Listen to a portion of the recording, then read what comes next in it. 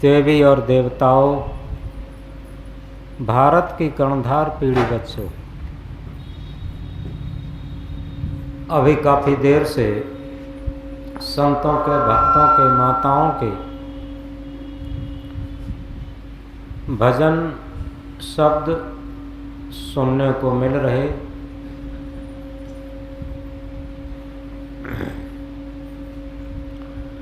संत सम्राट सदगुरु कबीर देव एक महामंत्र में जगाते हुए कहते हैं, सांच बराबर तप नहीं, झूठ बराबर पाप, जाके हृदय सांच है ताके हृदय आप। ये प्राइमरी से और ग्रेजुएशन तक महामंत्र चलता है। अगर इसी एक महामंत्र को हम याद कर लें और इसके अनुसार अपना जीवन बना लें तो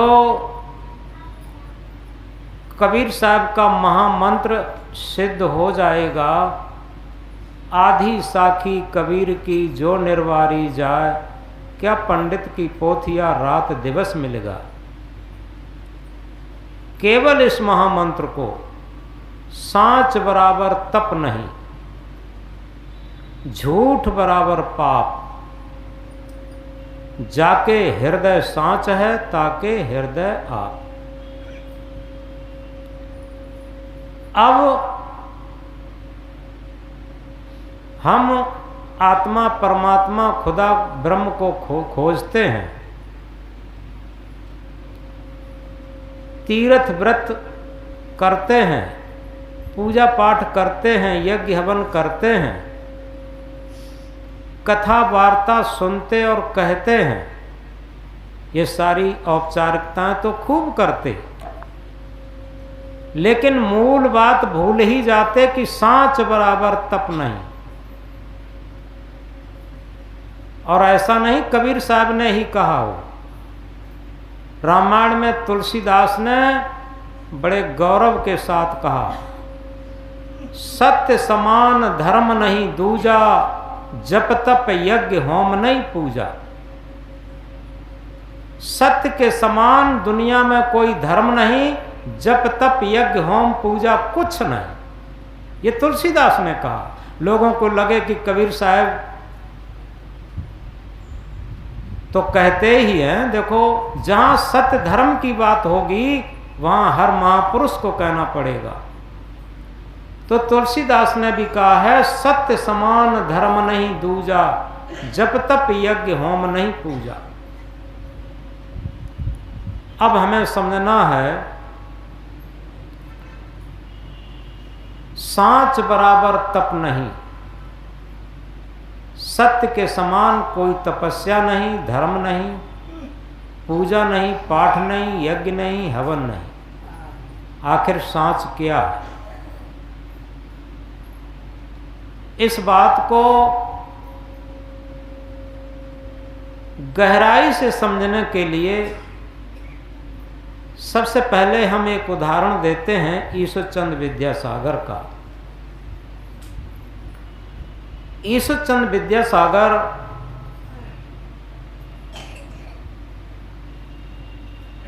उनकी एक बगीची थी और बगीची में फुलवारी थी। फुलवारी के लिए एक उन्होंने माली छोड़ रखा था, नौकर। अब ऐसे ही पूजा पाठ का समय रहा होगा जैसे अभी नवदुर्गा का चल रहा है। तो एक आदमी आता और एक झोला लेकर के आता। एक झोला फूल तोड़ के ले जाता, माली के रोकने पर भी रुकता नहीं और थोड़ा नाराजगी दिखाता। अरे मालूम है तुम्हें, हम पूजा पाठ के लिए ले जा रहे। अब 3 दिन तो वो माली बेचारा नौकर सहता रहा। इसके बाद उसने ईश्वरचंद विद्यासागर से आकर के कहा कि महाराज क्या करूं? एक आदमी आता है और झोला लेकर आता है और पूरा झोला भर के फूल ले जाता है, और जब हम उसे रोकते हैं तब झल्लाता है कि तुम्हें मालूम है कुछ, हम पूजा के लिए फूल ले जाते हैं, हमारा पूरा परिवार पुजारी है, हमारा पूरा परिवार पूजा करता है। तब झल्लाता और उल्टा। तो ईश्वरचंद विद्यासागर ने कहा ठीक है, हम कल आएंगे सुबह को। ईश्वरचंद विद्यासागर एक अपने नौकर को साथ लेकर के बगीचे में गए। उस टाइम वह व्यक्ति फूल तोड़ रहा था।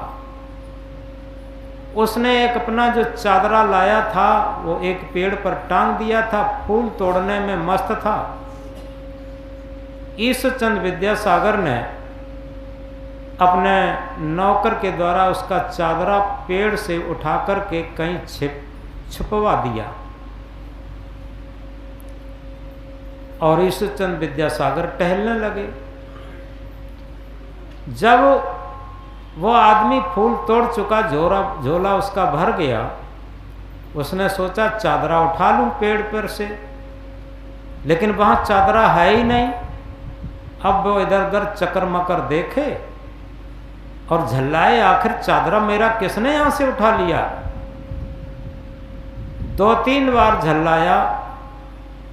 तब ईश्वरचंद विद्यासागर ने नौकर को इशारा करके वो चादरा उठवा करके उसे दिलवा दिया। जब चादरा उसे मिल गया तो ईश्वरचंद विद्यासागर उसके पास गए और कहा, कहो भैया अब तो तुम खुश हो गए होगे, तुम्हारी चीज तुम्हें मिल गई।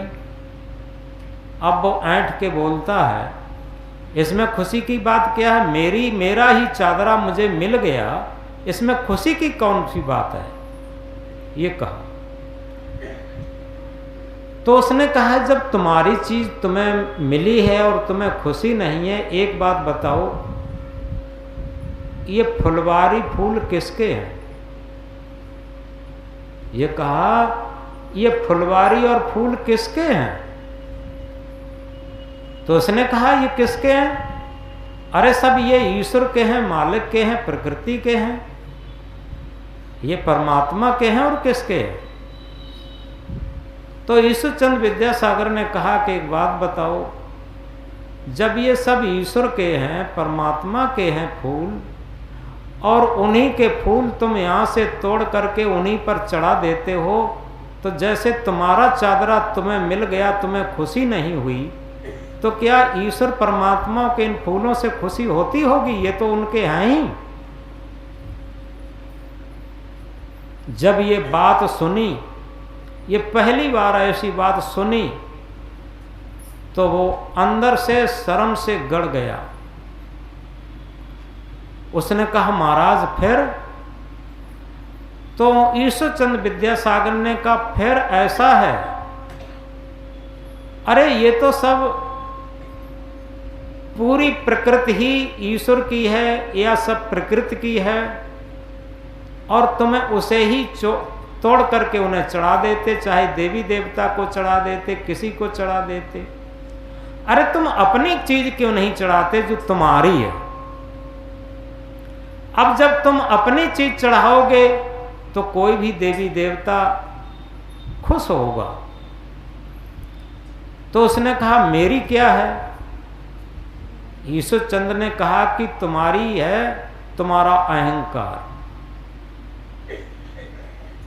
अगर तुम अपना अहंकार, और तुम ही नहीं, जितने भी लोग देवी देवता ईश्वर किसी की पूजा करते हैं, आत्मा परमात्मा गुरु संत गुरु, जिसको जो मानता है, जिसकी पूजा करते हैं, तो वो धन दौलत से नहीं खुश होगा, फूल पत्ती से नहीं खुश होगा, या अगरबत्ती से नहीं खुश होगा।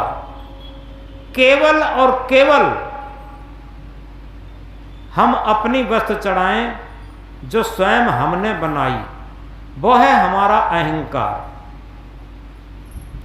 और हम अहंकार को चढ़ा दें, चाहे संत को मानते हैं, गुरु को मानते हैं, देवी देवता को मानते हैं, ईश्वर परमात्मा को मानते हैं, खुदा गॉड को मानते हैं, किसी को मानते हैं, अगर हम अहंकार को चढ़ा दें तो जिसे मानते हैं वो खुश हो जाएगा। जब इतनी सी बात सुनी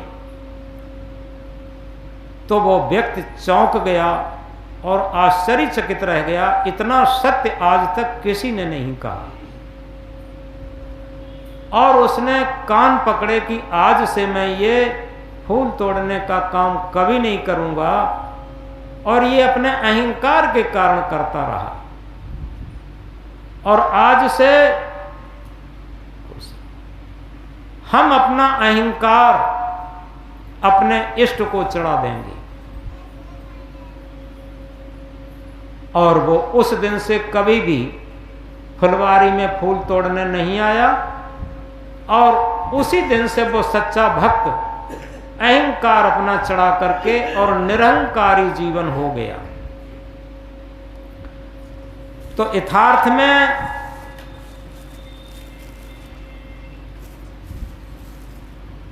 ये कहा है, निरहंकारी जग से पारी, बोध रूपारी दुख दाहर।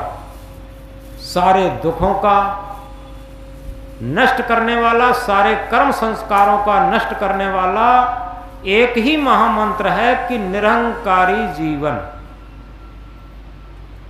अगर हम अपने अहंकार को सद्गुरु के चरणों में, अपने देवी देवता के चरणों में समर्पित कर दें तो निश्चित है वो गुरत्व, वो ईश्वरत्व, वो देवत्व हमारे अंदर जग जाएगा। इस बात को और गहराई से समझें।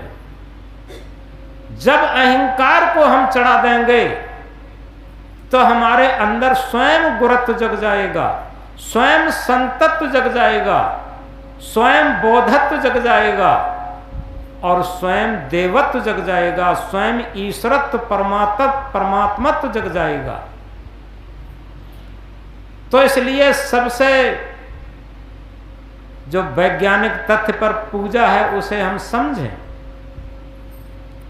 जिसे कहा है, ये भागवत में भी कहा है, पूजा तीन भांति की हेरी, प्रतिमा वैष्णव आत्म केरी। पूजा तीन प्रकार की बताई। प्रतिमा पूजा, वैष्णव कहते हैं संत पूजा, और आत्म पूजा। आगे उसमें कहा, उत्तम आत्म मध्यम साधु कछ कनिष्ठ प्रतिमा अपराधु। ये भागवत में बताया। ये जो कथावाचक लोग नहीं बताते। सबसे उत्तम पूजा आत्म पूजा, द्वितीय पूजा संत पूजा, और सबसे निकृष्ट और तृतीय पूजा है मूर्ति पूजा। तो इस तरीके से आज हम जिन देवी देवताओं की पूजा करते हैं, आखिर समझें उनके अंदर देवत्व कैसे प्रकट हुआ। और वो देवत्व मेरे अंदर भी प्रकट हो सकता। संत सम्राट सदगुरु कबीर देव इंकलाब करके कहते हैं, सब घट तेरा साइया, सब घट तेरा साइया, सूनी सेजन कोय, बलिहारी घट तासुकी जाघट प्रगट हो। सब घट के अंदर वो साईं, वो मालिक, वो ईश्वर, वो परमात्मा, वो देवी देवता, वो खुदा, वो गॉड, वो ब्रह्म सबके अंदर विराजमान है। सब घट तेरा साइया, सूनी सेजन कोय, कोई भी घट सूना नहीं है। लेकिन बलिहारी घट तासुकी जाघट प्रगट हो। बलिहारी उसी घट की है जिस घट से प्रकट हो जाए। केवल प्रकट होने की बात है, और प्रकट तभी होगा जब हम अहंकार को समर्पित कर देंगे अपने इष्ट के चरणों में। जिसे हम इष्ट मानते हैं, अहंकार को समर्पित कर देंगे, तब होगा। तो इसलिए एक सबसे बड़ी बात जो बहुत मोस्ट इंपॉर्टेंट है हमारे जीवन में, हृदय का बहुत बड़ा महत्व है। हमारे जितने भी शरीर के अंग हैं उनमें हृदय का सबसे अधिक महत्व है। आप देखते हैं जब से बच्चा गर्भ में रहता है तब से हृदय धड़कता है। जन्म होता है हृदय धड़कता हुआ होता, जब हृदय धड़कना बंद हो जाता वो डेड बॉडी मृतक शरीर हो जाता, और जब तक मृत होगी तब तक हृदय अनवरत रूप से धड़कता रहेगा, क्रियान्वित रहेगा। ऐसा एक भी अंग नहीं है जो थोड़ा बहुत विश्राम न लेता हो, लेकिन हृदय कभी विश्राम नहीं लेता। आप इस बात को गहराई से देखें। फेफड़े भी थोड़ा बहुत विश्राम लेते हैं, कभी कभी गहरी सांसें लेते हैं, कभी कभी प्राणायाम करते हैं, सांस रुकती है, फेफड़े रिलीव लेते, विश्राम लेते, लेकिन हृदय कभी विश्राम नहीं लेता। ऐसा महत्वपूर्ण हृदय, लेकिन जीवन में कभी उसका हम महत्व नहीं मानते। सदगुरु कबीर साहब बीजक में इंकलाब करके कहते हैं, हृदय बसे तेई राम न जाना, कहें कबीर खोजे आसमाना। हृदय में जो राम बसता है उसे हम नहीं जानते, आसमान की तरफ हाथ उठाते हैं। जिस तरीके से हम कभी कभी कहा करते हैं कि राम तो त्रेता में आए, क्या राम से पहले दशरथ के अंदर राम नहीं थे? दशरथ से पहले अज के अंदर राम नहीं थे? अज से पहले रघु के अंदर राम नहीं थे? और ये तो त्रेता में थे, क्या सतयुग में ना राम नहीं थे? हर युग में राम थे।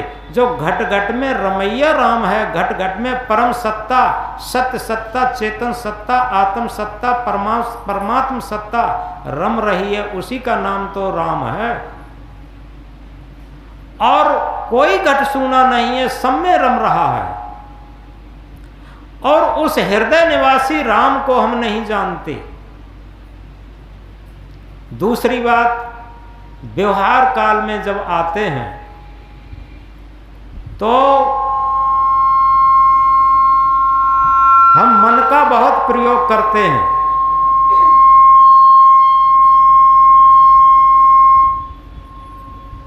मन के तल पर थोड़ी भी मन के खिलाफ बात आ गई तो चेहरा मलिन हो जाता, चिंतित हो जाते।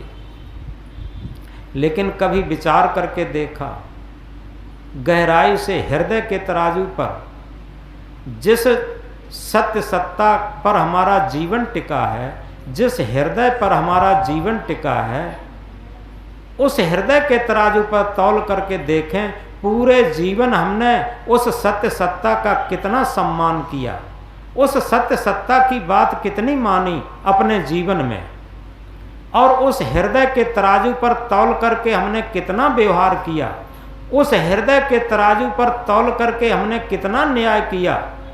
इस बात को गहराई से समझें। हृदय का हम जीवन में कितना प्रयोग करते हैं। हमारे मन के थोड़ी खिलाफबाज हो जाती है तो हम गाल फुला जाते, रूठ जाते, लेकिन हृदय के खिलाफ पूरा जीवन हम जीते हैं, और आत्मा के खिलाफ, सत्य सत्ता के खिलाफ पूरा जीवन जीते हैं। बताइए, हमारी योग्यता पर क्या प्रश्न चिन्ह नहीं उठ रहे? अरे जिसकी सत्ता पर हम जीवन जीते हैं, जिसकी सत्ता पर हमें जीवन मिला है, और उसी के खिलाफ हम जीवन जी रहे। कैसी धार्मिकता, कैसी भक्ति, कैसी पूजा पाठ। हम थोड़ी देर के लिए जाकर मंदिर में तो जरूर पूजा कराते हैं, लेकिन परिवार में जो बड़े बूढ़े हैं उन्हें तिरस्कृत करते, उनसे छल कपट करते, पति पत्नी आपस में छल कपट करते, झूठ बोलते, पिता पुत्र आपस में छल कपट करते, जितने भी रिश्ते हैं आपस में छल कपट करते, झूठ फरेब करते। तो उस मंदिर की पूजा से क्या होगा? सबसे बड़ी बात यह है, जब इस मन को मंदिर बना लेंगे, मन को पवित्र कर लेंगे, और तभी हम दोहराते हैं कि ये मन मंदिर सुंदर है और प्रभु इसके अंदर है। यथार्थ में ये मन ही ऐसा मंदिर बनाए। ये मंदिर कब बन सकता? जब ये हृदय के तराजू पर मन चलना शुरू कर दे, ये आत्मा के तल पर मन चलना शुरू कर दे, तो हमारा ही ये मन एक मंदिर हो जाएगा। और ये जो आत्म देव इसी हृदय मंदिर में विराजमान है, उसका हमारे अंदर ही प्रस्फुटन हो जाएगा। जिसे हम कई बार कहा करते हैं, किसी कमरे में हजारों दीपक, बुझे हुए दीपक हम रख दें तो कमरे का अंधकार नहीं भगा सकते, कमरे को प्रकाशित नहीं कर सकते। और एक प्रज्वलित दीपक को अंधेरे कमरे में रख दें तो कमरा प्रकाशित हो जाएगा। और हजारों उससे बुझे हुए दीपक उस प्रज्वलित दीपक से जलाए जा सकते। इसलिए हम अपने अंदर के दीपक को प्रज्वलित करें, आत्मज्ञान की ज्योति को प्रज्वलित करें। जब हम अपने अंदर आत्मज्ञान की ज्योति को प्रज्वलित कर लेंगे तो निश्चित है हमारे हृदय का अज्ञान अंधकार त्रोहित होने लगेगा, हमारे अंतःकरण का अज्ञान अंधकार त्रोहित होने लगेगा, प्रकाशित हो जाएगा हमारा हृदय, हमारा अंतःकरण प्रकाशित हो जाएगा।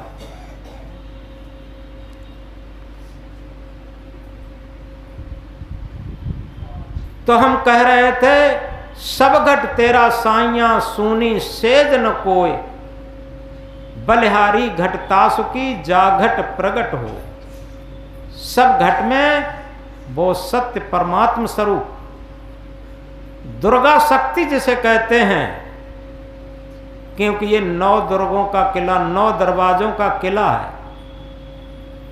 हमारे शरीर के अंदर 9 दरवाजे हैं और 9 दरवाजों का किला ये शरीर है, और इसके अंदर आत्मा रूपी दुर्गा शक्ति विराजमान है। इस दुर्गा शक्ति को पहचानें और इसकी नित्य प्रति पूजा करें। इसकी पूजा का अर्थ है पू माने पूरी, जा माने जानकारी, पूरी जानकारी करें। और जब पूरी जानकारी होगी तो हमारे अंदर दुर्गा शक्ति स्वयं प्रकट हो जाएगी। और जब दुर्गा शक्ति प्रकट हो जाएगी, दुर्गा ने क्या काम किया था? राक्षसों का संहार किया था, दैत्यों का संहार किया था। राक्षस और दैत्य कौन है? काम, क्रोध, लोभ, मोह, अहंकार, राग, द्वेष, छल, कपट, बेईमानी, धूर्ताई, ठगाई, ये सब राक्षस हैं। और सारे राक्षस पाले रहें और पूजा पाठ कितनी भी करते रहें तो क्या होगा बताओ? दुर्गा ने जो काम किया था, दैत्यों का, राक्षसों का संहार किया था, उसी तरीके से हमारे अंदर दुर्गा शक्ति जब प्रकट हो जाएगी तो हमारे जीवन के अंदर जितने भी अनैतिक कार्य हैं, जितने भी विकार हैं, जितने भी दुर्व्यसन हैं, जितने भी दुर्विचार हैं, ये सब इनका नाश हो जाएगा। तो इस तरीके से हम अपने जीवन में सच्चाई को प्रकट होने दें। जो हमने शुरू में कहा था, सांच बराबर तप नहीं। हम अपने जीवन में सच्चाई को प्रकट नहीं होने देते, केवल औपचारिकताएं करते रहते हैं। हम सोचते हैं कि हम अमुक प्रकार से तीर्थ कर लें, अमुक प्रकार से पूजा कर लें, अमुक प्रकार से यज्ञ हवन कर लें, हमारे पाप कट जाएंगे। लेकिन आप इस बात को गहराई से समझें, ये वैज्ञानिक तथ्य से समझें, आध्यात्मिक वैज्ञानिक तथ्य से समझें। कारण के बिना कार्य नहीं होता, बिना कारण के कार्य संपादित नहीं होता। कोई भी एग्जाम्पल आप ले लें, कोई भी उदाहरण ले लें, जैसा कारण होगा वैसा कार्य होगा। अपने आप एक्शन टू रिएक्शन, क्रिया की प्रतिक्रिया होगी अपने आप। तो जैसे उदाहरण के लिए कहीं पर आग लगी हो और हम पूजा पाठ करें, हम माला घुमाएं, हम तीर्थ व्रत करें, तो क्या आग बुझ जाएगी? आग लगी है, उसका ठीक विरोधी हम पानी डालना शुरू कर दें तो आग बुझ जाएगी। इसी तरीके से हमने अगर पाप किए हैं तो औपचारिकताओं से पाप नहीं कटेंगे। हम पुण्य कर्म करना शुरू कर दें, हम परमार्थ के काम करना शुरू कर दें। ये गहराई से समझ लें, जब हम पुण्य कर्म करना शुरू कर देंगे और पाप कर्म करना बंद कर देंगे तो धीरे धीरे धीरे धीरे ये पापों की अग्नि बुझ जाएगी। लेकिन हम जीवन भर पाप कर्म बंद नहीं करते और औपचारिकताएं खूब करते हैं, दिखावा खूब करते हैं। हम बहुत बड़े धार्मिक हैं, हम बहुत बड़े पुजारी हैं और हम तीर्थ व्रत करते हैं। संत सम्राट सदगुरु कबीर देव इंकलाब करके कहते हैं, तीर्थ गए 3 जने, चित चंचल मन चोर, एको पापन काटिया लादिन 10 मन और। तीर्थ में गए चित के चंचल मन के चोर कामी लोग, एक भी पाप कटा बटा नहीं, 10 मन लाद और लाए। अभी 2-3 दिन की बात है, कुरौली से एक भक्त आए थे, नई कार खरीदे तो आए, गुरुजी के पास आ रहे हैं। उनके घर वाले बाल बच्चे भी थे, सब परिवार वाले भी। महिलाओं का रहता है कि चलो बीच में शीतला देवी पड़ती हैं, यहाँ भी दर्शन कर लें। तो शीतला देवी के दर्शन के लिए चले गए। तो जो मालिक साहब थे उनके पॉकेट में 5000 रुपया रखे थे, ऊपर कुछ रुपए अलग रखे थे। तो किसी जेब कटे ने 5000 रुपया वहाँ निकाल लिए। यहाँ आए तो कोई सौदा खरीदे होंगे, तो सौदा खरीदने पर वो रुपए निकाले तो 5000 रुपये ही नहीं। तो सबसे बड़ी बात यह है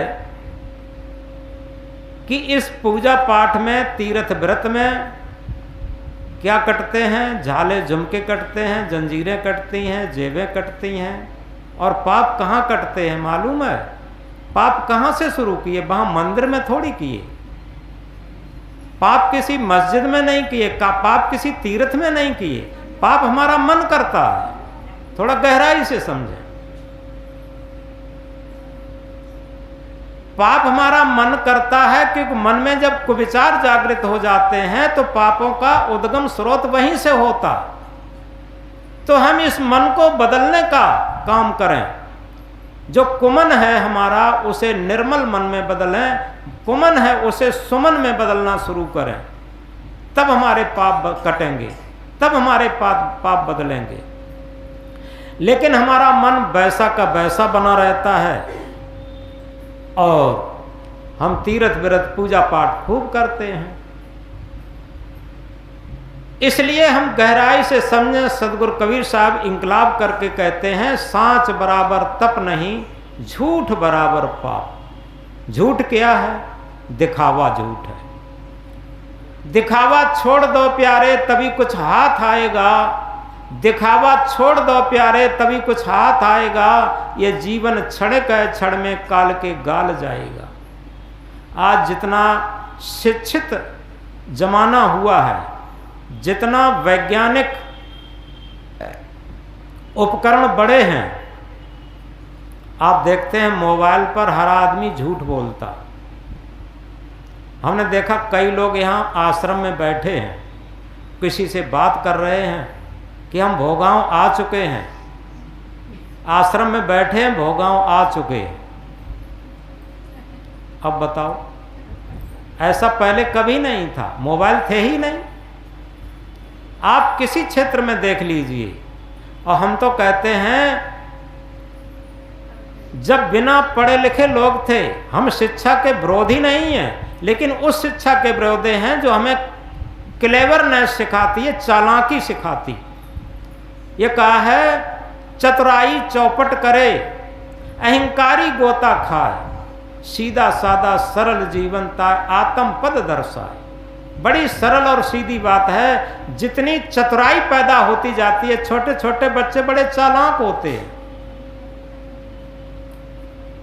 अब माता पिता बेचारे नहीं जानते हैं मोबाइल में वो क्या देख रहे हैं, अब वो कह देते हैं हम तो कोर्स पढ़ रहे थे। अब बताओ, चालाकी नहीं तो क्या है। तो इस तरीके से जितनी क्लेवरनेस बढ़ेगी यानी चालाकी बढ़ेगी, उतना ही पाप बढ़ेगा। ये अपने आप अकाट सत्य है। और इसीलिए सदगुरु कहते हैं झूठ बराबर पाप। आज जितना झूठ बढ़ा है उतना किसी जमाने में झूठ नहीं रहा।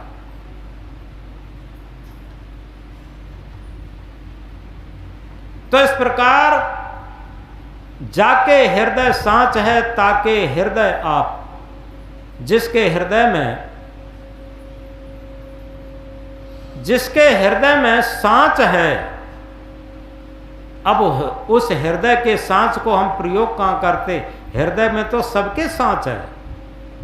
झूठ कहां है? मन में। प्रयोग तो मन की करते हैं, प्रयोग तो मन रोज मन की सुनते हैं, मन की पूर्ति करते हैं, हृदय की तो सुनते ही नहीं। इसीलिए सदगुरु कबीर देव ने कहा, जब तक दिल पर दिल नहीं तब तक सब सुख ना। जब तक दिल पर दिल नहीं तब तक सब सुख ना। यह तो हर किसी का दिल कहीं न कहीं फिदा होता है, मगर प्रेम करने का तौर जुदा होता है। थोड़ा गहराई से समझें। यूं तो हर किसी का दिल कहीं न कहीं फिदा होता है, मगर प्रेम करने का तौर जुदा होता है।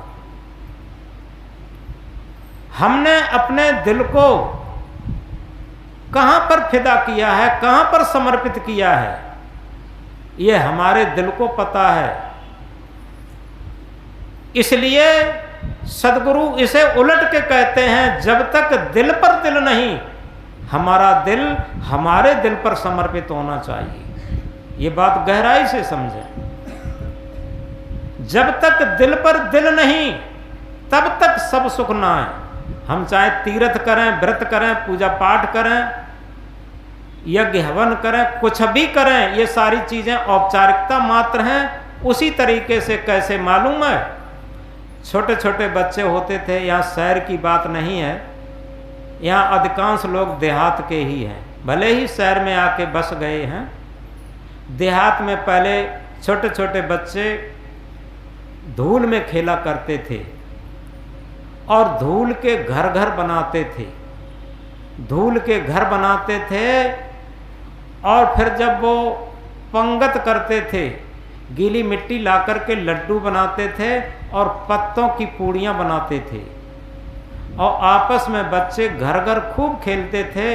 और घर घर खेलने के साथ ही वो पंगत और भंडारा करते थे। तो लड्डू साहब, पूड़ी साहब, लड्डू में वही मिट्टी के लड्डू और पूड़ी में वही पत्तों की पूड़ी परसते थे। तो खूब आपस में लड्डू पूड़ी खूब परसते थे।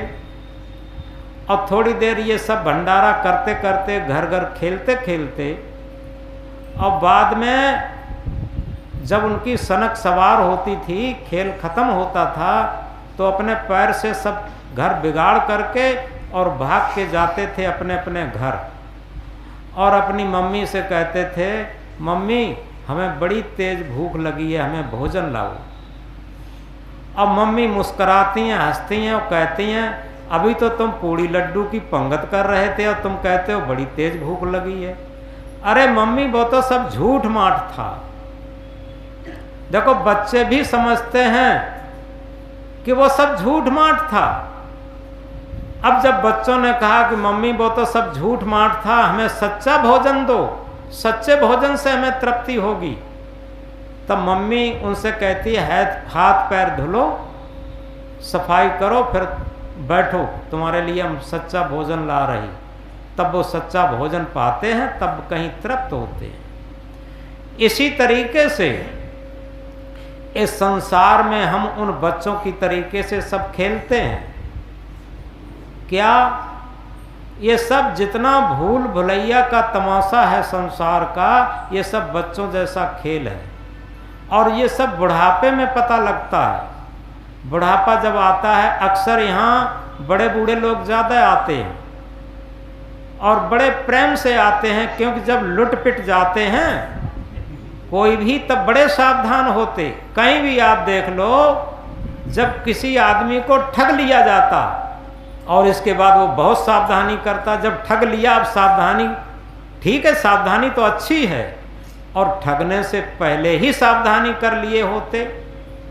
पहले एक नियम था हमारे ऋषि मुनियों का, हमारी भारतीय पद्धति का, जब 50-60 वर्ष क्रॉस करते थे तो सभी वानप्रस्थी हो जाते थे। वानप्रस्थी होना क्या था?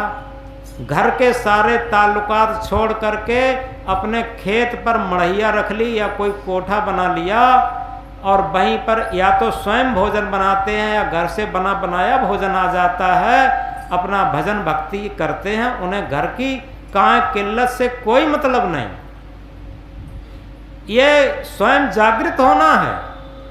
और अब क्या होता है, ज्यों ज्यों काया होए पुरानी, ममता पे त्यों चढ़े जवानी।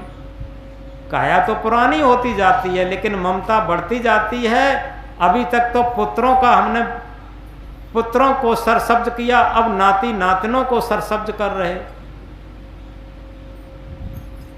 तो ये सारी इसलिए बातें कह रहे हैं कि आखिर हमें जीवन मिला है, उस जीवन के लिए हम कब सोचेंगे, उस सत्य सत्ता के लिए कब सोचेंगे, अपने हृदय पर अपने हृदय को कब समर्पित करेंगे। इसलिए ये बातें कहते हैं। ऐसे ही उन बच्चों की तरीके से इस सांसारिकता के खेल से जब ऊब करके कोई व्यक्ति संत गुरु के पास जाता है, तब संत गुरु से कहता है कि हे माँ, मुझे सच्चा भोजन दो। तो संत सदगुरु रूपी माँ कहते हैं, अभी तो तुम खूब संसार के भोग भोग रहे थे छक छक के, उससे तृप्त नहीं हुए। तब वो साधक क्या कहता है, वो सांसारिक सारे भोग तो सब झूठे थे, वो सब झूठे थे, हमें सच्चा भोजन चाहिए। और जब सच्चा आध्यात्म भोजन हमें मिलता है, जब सच्चा आध्यात्म भोजन मिलता है, तब हमें आत्म तृप्त मिलती है, हृदय को तृप्त मिलती है, हृदय को शांत मिलती है। तो इसलिए सबसे बड़ी बात यह है जो कबीर साहब कहते हैं, जब तक दिल पर दिल नहीं तब तक सब सुख ना। हमारा दिल हमारे दिल पर समर्पित हो। कहने का मूल आशय यह है कि हमारे दिल में आत्म बल जागृत हो जाए। जब हमारे दिल में आत्म बल जागृत हो जाता है और हमारा जीवन आत्म भाव के अनुरूप चलने लगता है, आत्म भाव का सम्मान होने लगता है हमारे जीवन में, हमारी पूजा शुरू, हमारी तीर्थ शुरू, हमारा भजन सब शुरू। क्योंकि हम आत्म भाव का सम्मान कहाँ करते, हम तो औपचारिकता करते हैं। कबीर साहब ने उसे निगलेक्ट किया। माला तो कर में फिरे, जीव फिरे मुख माए, मनुआ तो 34 फिरे, ये सुमिरन है ना। माला खूब घुमा रहे हैं, खटाखट खटाखट, और मन चारों तरफ भ्रमण कर रहा है। कबीर साहब निगलेक्ट करते हैं, ये तो दिखावा है। और तभी कहा, दिखावा छोड़ दो प्यारे, तभी कुछ हाथ आएगा। ये जीवन क्षणिक है, क्षण में काल के गाल जाएगा। हम दिखावा छोड़ दें। ये जितना भी भक्ति के नाम पर, धर्म के नाम पर, पूजा पाठ के नाम पर, तीर्थ व्रत के नाम पर, ये दिखावा जितना है वो हमारा घातक शत्रु है। हम सहज जीवन में आ जाएं। जिसने पाई सहज जीवन की झलक, उसकी मिट गई सकल संसार पाने की ललक। जिस दिन मुझे जो मन की हविस है वो खत्म होने लगेगी, जिस दिन हृदय की आवाज हम सुनने लगेंगे और आत्मा की आवाज का आदर करने लगेंगे, उसी दिन मन की हविस खत्म होने लगेगी। ये सूत्र होता है। और जब तक हम मन की हविस को हम पूरा करने में लगे रहेंगे, आत्मा की आवाज दबी रहेगी, हृदय की आवाज दबी रहेगी। तो इस प्रकार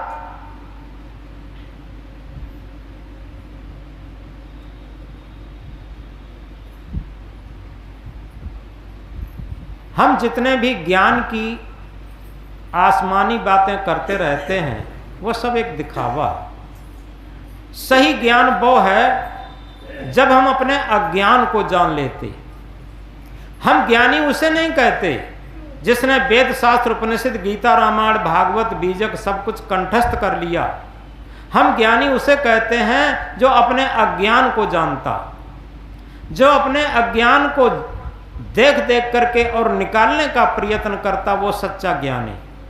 तो इस तरीके से जब हमारा जीवन हमारे आत्मा के ज्ञान की दृष्टि में और हमारे हृदय के तराजू पर तुल करके चलने लगता, तो हमारा भजन शुरू, हमारा ध्यान शुरू, हमारी पूजा शुरू, हमारा तीर्थ शुरू, ये सब कुछ शुरू हो जाता, कोई काम बाकी नहीं रहता। इस बात को बहुत गहराई से समझें। जब हमारे हृदय की आवाज और हमारी आत्मा की आवाज हमारे व्यवहार में उतरने लगती, उसी दिन हमारा भजन शुरू हो जाता, पूजा पाठ सब शुरू हो जाता, तीर्थ व्रत सब शुरू हो जाता।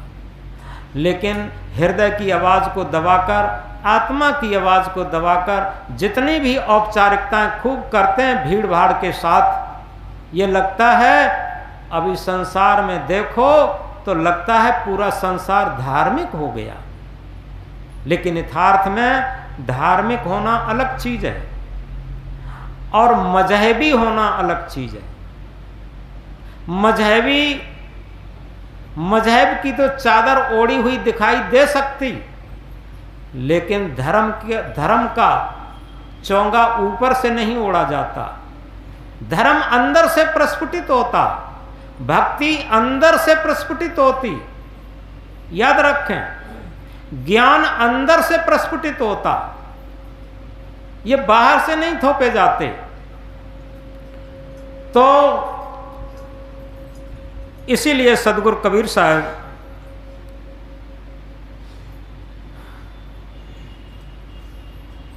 जागृत करते हुए कहते हैं,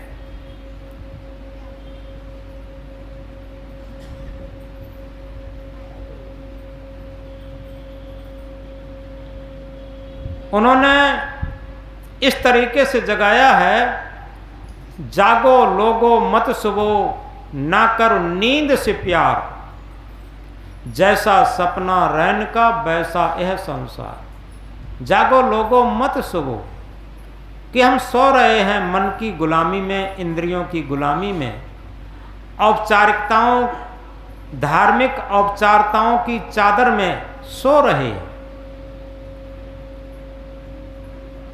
और जब ये नींद टूटेगी, दिखावा की नींद जिस दिन टूटेगी, तब लगेगा हृदय के तराजू पर जब हमारा जीवन तुलना शुरू हो जाएगा तो पता लग जाएगा कि हम आखिर कितने धार्मिक हैं। वैसे पता नहीं लगता, वैसे तो भीड़ भाड़ के साथ हम जाते हैं तो लगता है कि हम बहुत धार्मिक हो गए। एकांत में बैठ करके अपने हृदय के तराजू पर तौल, अपने मन को तौलें और अपने जीवन को तौलें, अपने व्यवहार को तौलें, तो अपनियां साफ गलतियां नजर आ जाएंगी। जिस दिन अपनी गलतियां दिखाई देने लगें, नजर आने लगें, तो समझो हमारी पूजा शुरू हो गई, ध्यान शुरू हो गया, भजन शुरू हो गया। तो इस तरीके से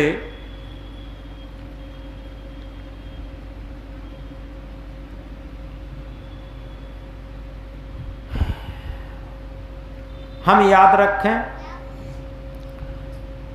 आज संत सम्राट सदगुरु कबीर साहब का बहुत महत्वपूर्ण वाक्य, सांच बराबर तप नहीं, झूठ बराबर पाप, जाके हृदय सांच है ताके हृदय आप।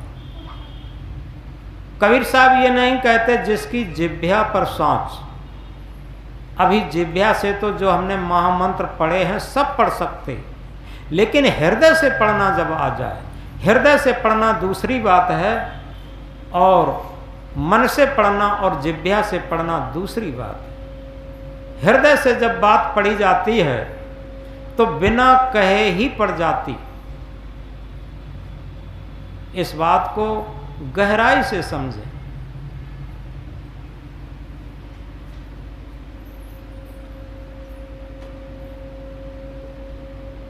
एक संत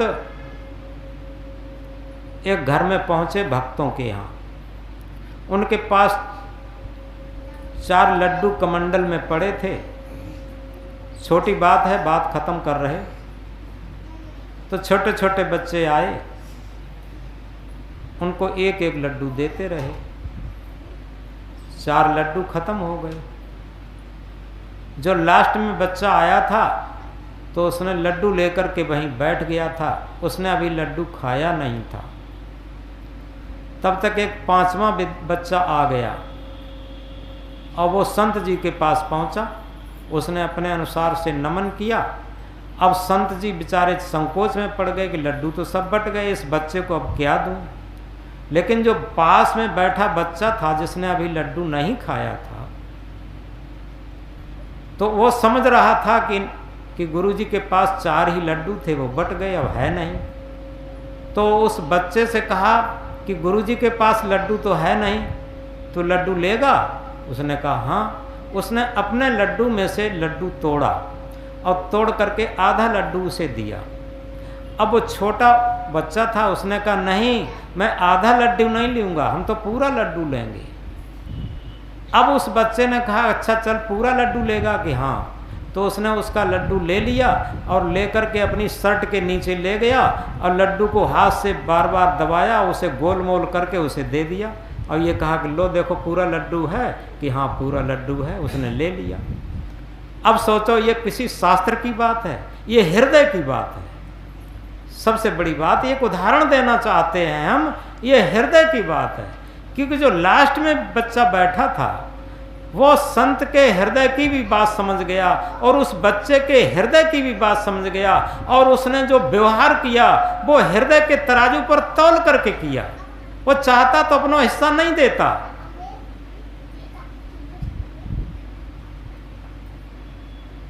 तो इस तरीके से ये अंतिम उदाहरण देकर के बात खत्म कर रहे, क्योंकि बच्चों में बड़ी निर्मलता होती है। छोटे छोटे बच्चों को मैंने देखा है, जब कहीं हम जाते हैं तो बच्चों के लिए हम प्रसाद जरूर रखते हैं। अब एक बच्चे को हमने दे दिया तो वो भले अभी लड़ाई हुई हो उनमें, उसे भी बता देंगे चलो गुरुजी आए हैं प्रसाद ले लो चल के।